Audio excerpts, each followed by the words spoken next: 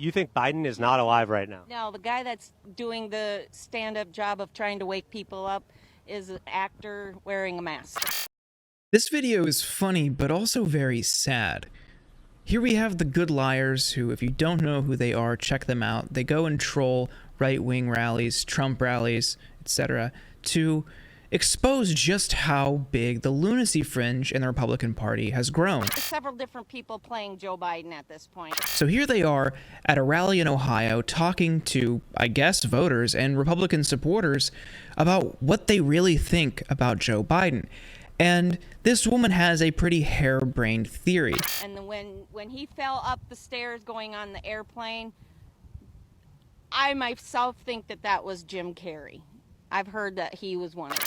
So she thinks that Biden is using a body double, and that person could be Jim Carrey, just wearing a mask. How would you know? Who could tell? And that's laughable, of course. But think about that.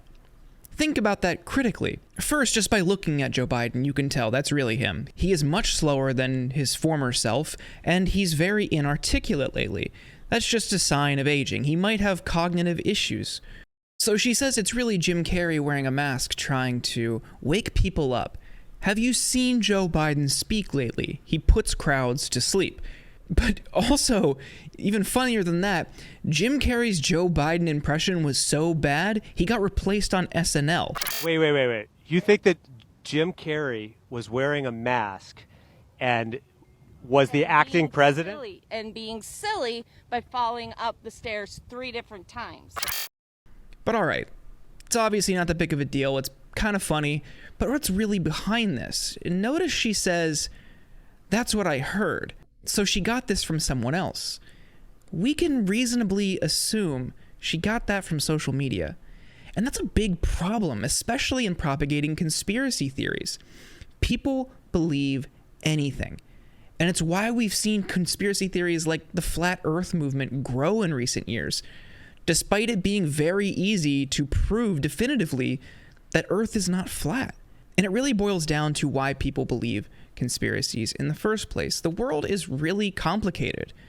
It's very stressful. It's burdensome.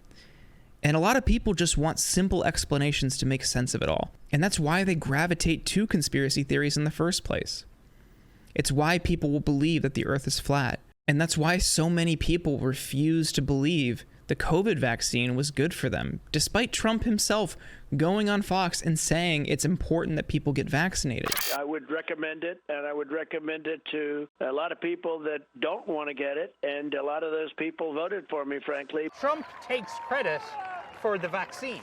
Yeah, he's giving them what they want. I think people are so brainwashed, they need to get a vaccine just so they get on with their lives again.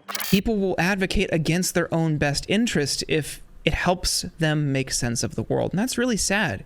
But when you think about it, when people are beholden to these types of things, when people use these as crutches to comprehend the world and society, veering from that ideology or that worldview is jarring.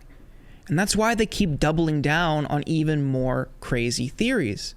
Because it's much easier to keep going down that rabbit hole than acknowledging that you need a paradigm shift. That everything you think about the world is false. That people are deliberately lying to you on the internet, as far-fetched as that might be. This is why people keep going down those rabbit holes.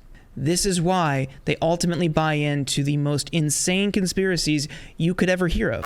And James Woods also, I think, is one of the doppelganger mask-wearing people. And you see this a lot in communities who believe that Trump actually won the 2020 election.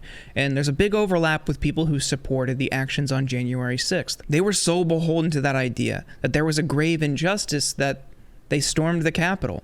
And there are people who still double down on that. And they keep insisting that there's a plan to get Trump back into the White House before 2024, or even before midterms this year, because it's so easy for them to keep believing the next lie than admit everything they think is wrong. And that's really sad. And again, part of it is because of social media companies. Opaque algorithms that just pander to people's worst interests to keep them on the platform longer, feeding them more and more extreme content every day, just to drive engagement, leads to things like this. There's a lot of debate over free speech on the internet, but there's very little on the health consequences for society. And this isn't to say there shouldn't be any moderation or there should be crippling moderation, just that we need to have a serious conversation. But again, because of how communication works in a digital age, that seems impossible.